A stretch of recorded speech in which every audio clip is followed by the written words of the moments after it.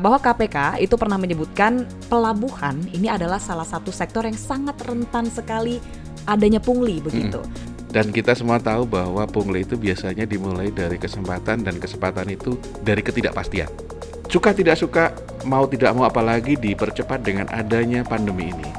Digitalisasi merupakan satu keharusan.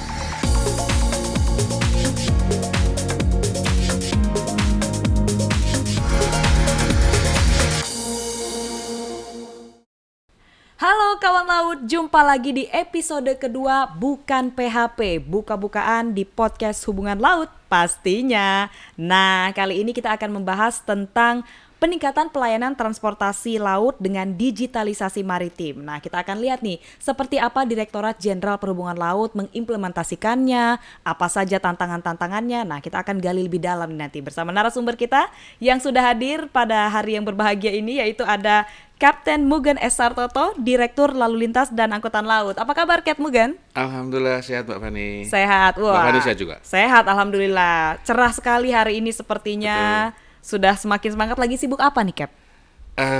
Seperti biasa, ini akhir tahun kita terus melihat, memantau operasional teman-teman tol laut, perintis, kapal ternak.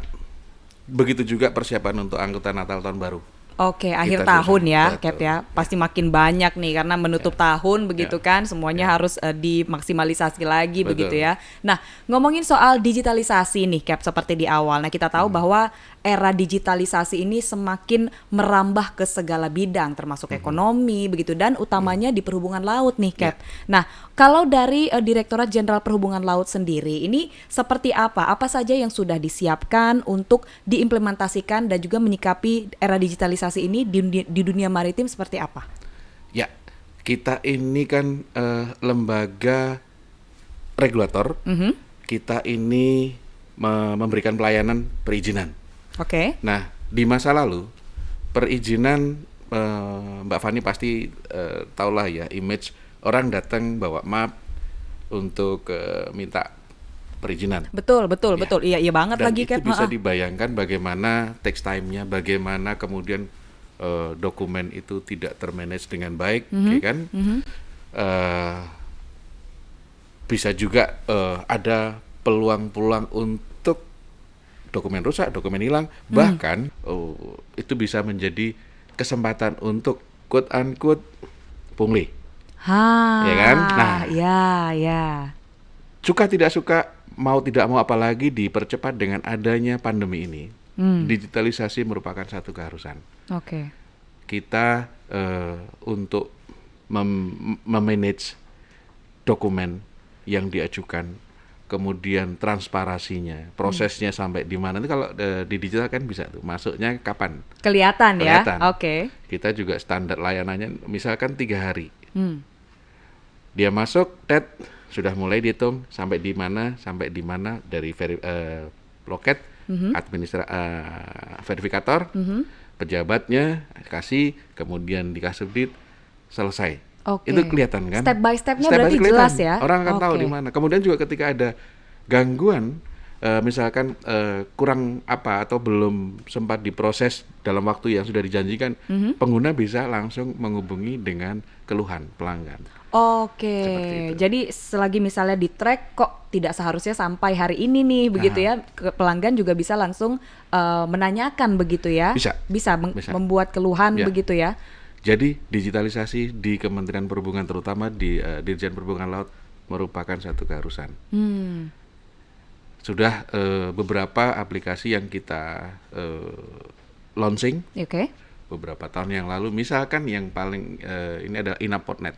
Oke. Itu untuk perjalanan dokumen, permohonan dari kapal nih. Kita ngomong pergerakan kapal. Oke. Sejak kapal mau masuk di satu pelabuhan, misalnya dari luar negeri, dia mau masuk pelabuhan A, dia sudah mulai memberitahukan melalui Inaport.net itu, warta kedatangan 24 jam sebelumnya dia harus sudah mensubmit begitu ya. ya. Oh, oke. Kemudian bagaimana dia pergerakan di pelabuhan itu, pemanduan, dia butuh pemanduan, pemanduan itu apa namanya, ship pilot itu Oke. parkir kapal dengan pandu. Oh, Karena oke. bukan nakoda lagi. harus ada pandu. Oh, sudah ada sistemnya. Ya. Oh, gitu.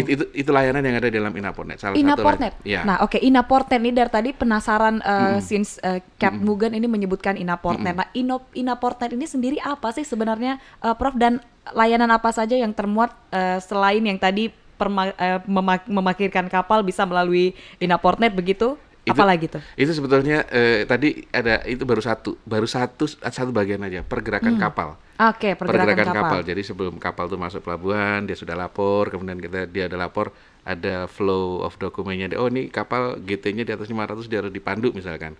Itu di dalam fitur Inaportnet ada.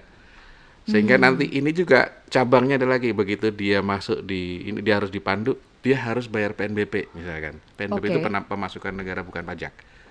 Dia harus bayar dulu, kemudian di-upload lagi, di approve, kapal diberikan izin untuk bergerak untuk sandar. Ketika mau berangkat juga begitu. Jadi step by step. Dokumennya? Tapi dokumen sekali diisi, kemudian setelah kapal bergerak, bukti pembayaran di-upload itu sudah. Jadi tidak perlu ada orang datang lagi bawa dokumen. Itu salah satu contoh. Di samping itu selain flow of ship, artinya pergerakan kapal, juga ada pergerakan barang itu sendiri. Nah itu gimana? Jadi barang itu lebih ke, kalau kita ngomong dari jenis terutama kapal kontainer ya, itu bisa terpantau sampai lini 1 pelabuhan. Lini 1 itu di dalam wilayah pelabuhan sampai di kontainer yard. Sampai ditaruh begitu ya? Jadi itu bisa dipantau di Inaportnet, dan perizinannya bisa diajukan, dilayani dengan Inaportnet. Itu satu aplikasi. Aplikasi yang lain di sini, orang dulu mengajukan izin misalnya SIUPAL, surat izin pelayanan itu ya. Dulu orang datang dengan setumpuk dokumen. Sekarang dia bisa upload dari kantornya, dari anywhere lah. Di Simlala namanya. Ini beda lagi. Beda lagi dari Inaportnetnya. Simlala. Berarti ada Inaportnet, ada Simlala. Nah, kalau Simlala ini apa saja untuk kegunaannya? Lebih kepada yang menjadi layanan kita. Izin-izin, persetujuan. Persetujuan itu misalnya kan kapal asing. Kapal asing itu tidak bebas untuk melakukan kegiatannya di Indonesia karena asas kabotage yang berlaku. Tapi ada diskresi, namanya persetujuan penggunaan kapal asing. Di masa lalu juga begitu, secara manual orang menulis surat, kemudian dikirim ke kita atau dibawa dengan sebandel dokumen yang dimiliki. Sekarang cukup dengan mengakses Simlala itu. Kemudian diproses di sana secara elektronik, masuk, diverifikasi oleh admin, clear, kemudian ke pejabat di atasnya, kasih Kasubdit. Kalau semua sudah lengkap, dapat ditandatangani sekira. Berarti semuanya bisa terpantau, bisa di-upload begitu ya melalui aplikasi di mana saja, mungkin dari kantornya begitu ya. Yang penting semua dokumen yang disyaratkan terpenuhi begitu ya, Cap. Dan hasilnya juga lebih cepat gak sih, Cap? Ini sudah berapa lama nih penerapan aplikasi atau penggunaannya sendiri? Kalau penerapannya sudah lama, 2020 itu Simlala sudah operasional. Tapi kalau ngomong tadi pertanyaannya bisa lebih cepat nggak sih? Iya. Kalau perbandingannya dari teman-teman nih, jadi kalau dulu itu misalnya nih manual tuh 3 hari, ya kan? Dengan sistem ini bisa kita berani janjikan layanan kita 30 menit. Bandingkan dengan layanan manual sebelumnya. Cukup signifikan juga ya, Cap ya? Oke. Dan yang paling itu tadi adalah transparan itu tadi. Itu dia, karena bisa kedetek ya pergerakannya seperti apa. Oke. Nah, kalau berarti kan sudah bergerak nih dari manual menuju ke digitalisasi begitu. Kalau dari teman-teman yang di lapangan sendiri nih, Cap, mereka ada cerita nggak gimana sih perbedaannya ketika menjalankan sistem secara manual dan sekarang bergeser ke digitalisasi dengan penggunaan aplikasi-aplikasi tadi? Teman-teman ada beberapa pihak ya. Kalau pengguna jelas mereka sangat terbantu oleh ini.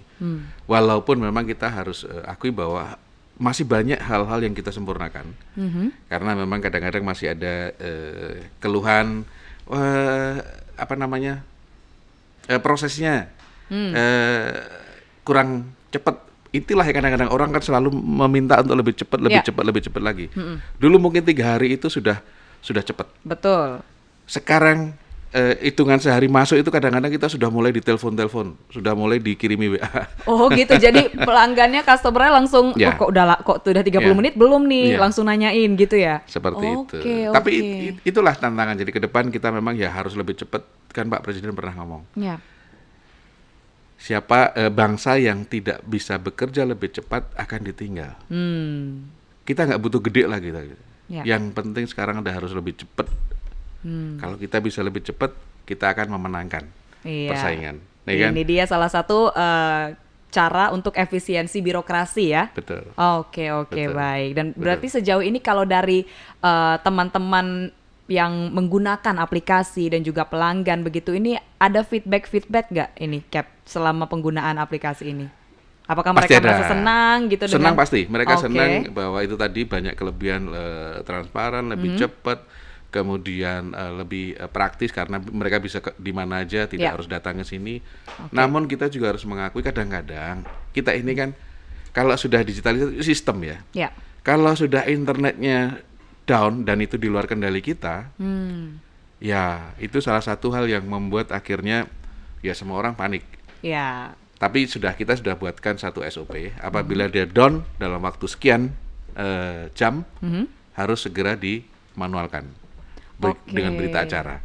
Oke, Seperti karena itu. memang ya teknologi kadang-kadang ya di satu sisi memang sangat memudahkan, tetapi Iya. ketika misalnya harus ada jangka waktu tertentu maintenance istilahnya, perbaikan begitu ya Betul. secara sistem. Untuk mengantisipasi itu bahkan juga sudah disiapkan Ya, begitu ya, harus, Cap ya? harus. Oke. Contingency plan-nya seperti itu. Oke. Nah, Cap, tadi di awal ini ada satu poin yang menarik nih. Cap sempat menyebutkan soal pungli. Nah, di berita saya pernah baca nih, Cap, bahwa KPK itu pernah menyebutkan pelabuhan ini adalah salah satu sektor yang sangat rentan sekali adanya pungli begitu. Nah, kalau dari Cap nih bagaimana menyikapinya dan kira-kira apa sih Cap yang bisa dilakukan untuk meminimalisir atau kalau boleh meniadakan lah gitu Ya. pungli-pungli ini itu Ya. gimana? Bahwa di pelabuhan itu ada potensi itu betul sekali. Dan kita semua tahu bahwa pungli itu biasanya dimulai dari kesempatan, dan kesempatan itu dari ketidakpastian. Oh, oke. Setuju nggak? Tunggu. Pungli itu ada dari kesempatan. Kesempatan ada karena ketidakpastian. Ketidakpastian. Misalkan Oke. saya harusnya pengusaha nih, saya harusnya ngurus ini, saya 2 hari selesai, maksimal Oke. 2 hari. Tapi ketika dia mengurus itu, dia nggak pernah tahu saya bisa selesai nggak 2 hari ini. Akhirnya terus dicari-cari cara, ya kan? Oke. Kemudian ketidakpastian tentang tarif misalnya, ketidakpastian tentang dokumen apa saja yang dibutuhkan. Nah itu bisa solusinya dengan digitalisasi ini. Kalau dengan digitalisasi kan kita sudah bisa berikan informasi pada masyarakat. Kalau ngurus perizinan A misalnya, syaratnya 1, 2, 3, 4, karena itu memang sesuai dengan PM peraturan menterinya. Oke. Kemudian berapa lama kita sudah loh Mbak mengimplementasikan ISO 9001 2015 loh. Dan kita sudah mempertahankan itu sejak 2019 ya. Udah 2 tahun loh. Sudah cukup lama ya. Sudah lama. Artinya kita sudah diakui lah proses kita. Ya. Jadi kita sudah sosialisasikan persyaratannya, kemudian sistemnya kita sudah sosialisasikan juga bagaimana menggunakan Simlala misalnya. Kita juga tetap sediakan pengaduan apabila ada kegagalan sistem misalkan. Dan saya pikir itu salah satu cara yang tadi untuk mengurangi kesempatan orang melakukan pungli. Iya, karena tadi berangkatnya dari ketidakpastian dengan adanya digitalisasi berbasis aplikasi semuanya kan terdata ya seperti Cap sudah sampaikan tadi ya. Kelihatan tuh misalnya dokumen sudah diupload hari ini jam sekian, larinya kemana, setelah ini prosesnya apa, semua bisa dipantau langsung ya sama dan pengguna. kita bisa ya. lebih tegas tuh gini. Kalau dia tidak sesuai atau kurang, kita langsung tolak, kembalikan. Berkasnya tapi secara elektronik kan. Oke, secara sistem ya. Oke. Ditolak supaya apa? Diperbaiki atau dilengkapin apabila kurang. Oke. Gitu. Jadi itu dengan model komunikasi yang saklek seperti itu. Oke. Orang kan udah jadi mengurangi tadi. Oh, siapa tahu uncertainty tadi ya, kesempatan ya. karena uncertainty bisa berakar itu menyebutkan apa namanya banyak hal. Nah, Ya, kesempatan itu kesempatan. salah satunya begitu Ya, ya. Oke. Nah, berarti kalau untuk praktek-praktek pungli ini salah satunya bisa ditekan lah ya. ya, Bisa ya, ditekan ya Cap ya ya. dari sini Dan itu karena terbukti. terbukti. Terbukti. Oh. Artinya dari yang mungkin tadi Mbak bilang bahwa di pelabuhan tuh kesempatan untuk gini-gini tuh gede, di perizinan juga begitu, dan itu kan kita bisa melihat bahwa sekarang sudah mulai berkurang sangat-sangat signifikan. Oke, Gitu. ya karena tadi kalau misalnya tidak sesuai, tidak bisa Mm-mm. di-upload begitu Mm-mm. ya, langsung sistem yang Langsung menolak sistem ya. harus ditolak. Oke. Seperti itu. Oke, berarti sudah semakin ini ya berkurang signifikan Sangat, begitu.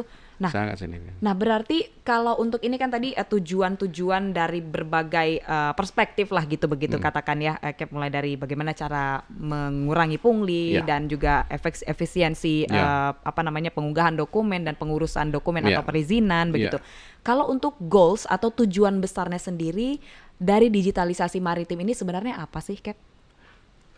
Sebetulnya sudah disebut sih tadi ya, efisiensi ya. Kita ini Tujuan selalu besarnya efisiensi Iya, atau karena ada tujuan lain kah? tentunya kalau kita sebagai birokrat itu kan perbaikan layanan ya. Oke. Kita ini public servant. Public servant, pelayan masyarakat. Tentunya peningkatan kualitas layanan itu nomor Oke, satu ya. Nomor satu ya. Ya, yang kedua kalau ngomong transportasi, kita itu selalu diberikan beban mengenai logistik cost. Beban logistik. Jadi enggak harga atau cost logistik, Oke. logistik. Oke, Kita ini oke. kan dibandingkan dengan negara-negara tetangga misalkan kayak Malaysia, Thailand, Vietnam, kita kalah loh, Mbak. Oh ya? Kita kalau tidak salah itu masih World Bank itu mengklaim Indonesia itu masih 24% dari PDB. Oke, Jadi kita itu masih terlalu kalah dengan tinggi. negara-negara tetangga ya. Targetnya Pak Presiden itu kalau tidak salah 17. Ah, Suruh turunin. Turunin ya. Iya. Dan ya salah satu kalau kita bisa melakukan layanan secara lebih efisien, tentunya itu bisa langsung maupun tidak langsung bisa membantu menurunkan logistik cost tadi. Itu Oke, tujuan ininya. tujuan akhirnya juga salah satunya itu ya. Tapi Oke. yang nomor satu kita memberikan pelayanan yang lebih baik pada masyarakat. Of course, karena memang pelayanan itulah yang menjadi dasar begitu ya kepercayaan Betul. masyarakat begitu ya untuk Ya. bisa mengurus dokumen dengan transparansi yang Betul. juga tetap benar-benar Betul, transparan betul. begitu, dan juga prosesnya tidak selama, karena saya ingat banget Pak kalau misalnya dulu begitu kalau mau mengurus dokumen itu memang trennya adalah bawa-bawa amplop seperti Iya, tadi yang Kat iya, bilang ya. iya. Tapi sekarang udah tinggal ya diupload aja dari gitu ya. dia dari kantor mereka sendiri, bahkan bisa sambil ngopi ya, upload dokumen. Iya, benar. Oke. Nanti masuk di kita dari verifikator, udah lengkap, langsung submit ke atasannya. Atasannya buka dashboardnya juga sama. Proses kalau tidak lengkap ya udah tinggal dikembalikan untuk diperbaiki dengan catatan kurang apa saja. Oke. Jadi dalam hitungan menit kalau mereka bisa, artinya jaringan internet juga lancar Ya, ya, bisa betul. download, oh ada kekurang nih, masukin lagi. Oke, berarti istilahnya tektokannya lebih cepat Lebih gitu cepat, ya. lebih cepat Oh, dan oke. traceable. Artinya apa yang Exactly. diomongin, apa yang itu bisa dipantau. Gitu. Jadi semuanya ada datanya Ada di ya, situ. tercatat Ya, begitu ya. seperti Nah, berarti memang digitalisasi ini memberikan dampak, kalau boleh kita bilang dampak yang cukup positif begitu ya, Cap ya. Positif. Salah satunya di bidang maritim dengan memakai atau penggunaan aplikasi begitu ya. ya. Oke. Nah, berbicara mengenai digitalisasi nih, Cap, teknologi begitu ya. Ada satu pernyataan dari Presiden bahwa kemarin kalau data saya di sini menyebutkan bahwa PNS itu bisa diganti dengan artificial intelligence. Nah, ini salah satu isu yang seksi nih dibicarakan gitu, Cap. Karena kalau kita lihat, wah, di mana saja ya yang kira-kira bisa. Ini kan menimbulkan pertanyaan begitu ya, Cap. Yang mana saja yang bisa digantikan begitu. Dan kalau Cap Mugen sendiri melihatnya seperti apa? Dan untuk Direktorat Jenderal Perhubungan Laut ini persiapannya untuk pengimplementasian dari pernyataan Bapak Presiden ini seperti apa? Apakah sudah ada?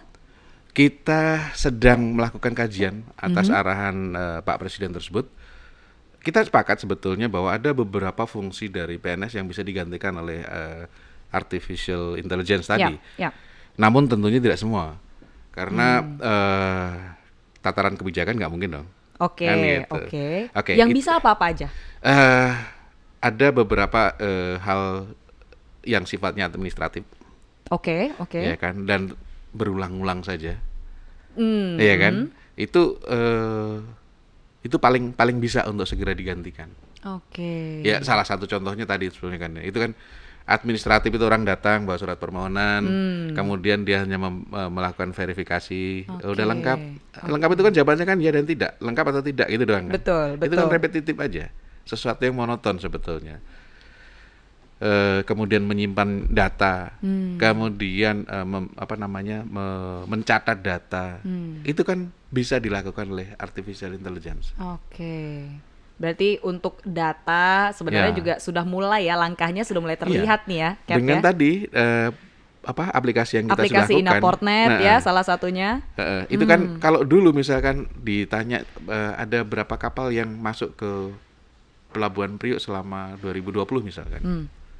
Orang akan lihat lagi data yang kemarin berapa ya? Dari Per Januari Iya, ya? dari Januari. Oh, Lihat, dibongkar Januari lagi tuh. Ada Januari 700 kapal, Februari itu berapa lagi? Lama kan? Iya, iya. Kalau dengan ini tinggal dia buka aplikasinya Pelabuhan Priok, berapa SPB itu surat persetujuan berlayar yang sudah dikeluarkan. Parta kapal ketika kapal masuk ada berapa? Bisa dilihat.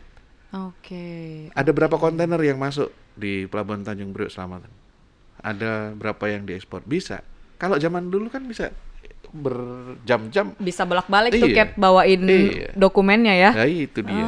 Oke. Nah, itu salah satu fungsi yang bisa digantikan dengan artificial intelligence. Oke. Seperti itu. Dalam arti juga memudahkan juga ya, Cap Iya. ya. Memudahkan dan transparansinya juga tetap Iya. tidak berkurang Iya. begitu ya. Iya. Malah justru semakin detail kalau saya melihatnya, betul ya? Ya. Oke. Lebih detail dan dengan adanya itu kita kan data itu lebih valid ya. Ya. Karena secara otomatis dia tercatat oleh aplikasi itu sendiri. Iya. Kita bisa download. Kemudian secara statistik kita juga bisa melakukan evaluasi. Ya kan kalau sudah selama tahun 2020 misalnya kita ngomong kontainer Oke. yang masuk sekian ribu kontainer, yang keluar sekian ribu kontainer dan trennya itu misalkan naik. Oh berarti sekarang ini pertumbuhannya positif nih. Oke, bisa dilihat ya. Bisa dilihat lagi Oke, nanti oke. misalkan ini komoditasnya apa saja. Itu banyak yang bisa dilakukan dengan itu. Iya, benar. Apalagi sekarang ini Pak Menteri juga sudah memberikan arahan untuk sharing data dengan Bea Cukai. Bea Cukai juga punya aplikasi yang lebih detail untuk muatan, karena mereka kan juga mempunyai tugas untuk memantau barang-barang yang masuk, tentunya yang dikenakan cukai ya. Mereka Ya. lebih detail untuk urusan barangnya. Oke. Ada beberapa yang di-share dengan kita. Itu nanti akan lebih manfaat dari digitalisasi yang kita lakukan akan lebih banyak lagi, Lebih luas lagi lebih ya. luas lagi, Oke, gitu. oke. Karena bisa jadi kalau sekarang kan hanya satu lembaga begitu katakan ya Pak ya. Tapi sudah mulai nanti bisa bekerja sama dengan lembaga lain yang terkait, stakeholder terkait begitu ya. Dan jadi lambat laun semakin luas begitu ya ekosistemnya begitu ya. Nah, Mbak ngomong ekosistem itu cerdas tuh. Mbak, artinya gini, ada satu program besar yang sedang diproses sekarang itu namanya National Logistic Ecosystem. Jadi satu ekosistem yang bukan menggabungkan, tetapi ini diharmonisasikan antara kita misalnya Inaportnet, kemudian ada dari aplikasinya Bea Cukai, ada aplikasi dari karantin, dari kesehatan, dari pertanian, kemudian dari banyak kementerian yang lain, yang nanti ujung-ujungnya memberikan kemudahan bagi para pelaku usaha. Satu kali dia input data, bisa masuk ke kementerian-kementerian yang terkait. Jadi sudah tidak perlu lagi dia datang ke perhubungan, tidak perlu lagi datang sendiri ke cukai misalnya. Satu pintu. Selama datanya itu memang itu yang dibutuhkan dan di sana membutuhkan, itu tinggal tadi sharing data tadi udah. Oke. Itu Jadi satu pintu begitu ya satu Pak pintu. ya. Oke, benar-benar Gitu. satu pintu ini jadinya, Iya. bukan istilah Nanti jargon boleh, gitu ya. Mbak boleh Google itu National Logistic Ecosystem. Memang Oke. leadingnya di Kementerian Keuangan ya, yang untuk membangun ini. Oke, oke. Seperti itu. Berarti memang bertahap ya Pak ya. Ya. bertahap dulu satu Ya. persatu sehingga nanti bisa semakin masif dan tentunya semakin baik lagi pelayanannya ke depannya begitu Menuju ke ya. sana. Oke. Kita semua menuju ke sana. Oke. Wah, ini makin nggak sabar nih jadinya ketika nanti sekarang aja sudah bagus nih Pak gitu kan. Nah, nanti makin baik lagi ke depannya. Nah, kita akan tunggu nih nanti seperti apa. Tapi Pak, kalau kita berbicara kan tadi sudah mengenai apa yang sudah dilakukan dan outputnya seperti apa, bagaimana juga respons dari pengguna begitu dan masyarakat begitu. Tantangannya nih Pak yang belum kita obrolin. Kalau selama mengembangkan atau mengimplementasikan digitalisasi ini, apa saja sih Pak tantangan yang dihadapi dan juga bagaimana kemudian mengatasinya? Tantangan ada beberapa hal, tetapi yang paling penting bagi kami adalah bahkan kalau saya ingin ngomong ini, saya ingin merubah yang sekarang jadi kendala menjadi tantangan. Oh gitu? Satu, SDM. Oke. SDM kami sendiri, kita Ya. ngomong di dalam dulu deh, Ya. bahwa saya harus mengajak tim untuk ya siap kita mengendarai ini, kita harus siap dengan proses ini dan suka ndak suka, nah tadi mungkin ada beberapa orang yang harus dipindahkan ke bagian lain karena fungsimu sudah digantikan oleh ini. Dan ini saya pikir akan terus berjalan bersamaan dengan waktu ya. Ya. Kemudian meningkatkan ya keterampilan mereka sendiri dalam penguasaan ini. Teknologi ya Pak ya? Teknologi Ya. ini. Jangan sampai begitu kita mengimplementasikan ini malah menjadi handicap, menjadi hambatan untuk kinerja organisasi, nggak boleh. Ya. Dan itu harus disiapkan dan terus menerus. Nggak bisa hanya orang A, B, C saja, harus lebih banyak yang menguasai itu supaya ketika kebutuhan organisasi dia harus dimutasi atau dipromosi tempat lain, ini mudah untuk dilakukan. Kemudian juga software dan hardware tentunya. Kita tahu bahwa di samping teknologi ini memberikan banyak kemudahan, tetapi juga only paranoid will survive. Kita nggak pernah tahu ada orang nakal yang pengen masuk ke dalam sistem hacker gitu ya Pak ya? Istilah kerennya hacker. Hacker ya? Kan selalu ada orang yang demikian melakukan entah dia untuk hanya ngetes sistem. Ada-ada aja ya Pak ya? Ada yang memang pengen cari keuntungan, seperti itu. Dan itu saya anggap sebagai satu tantangan.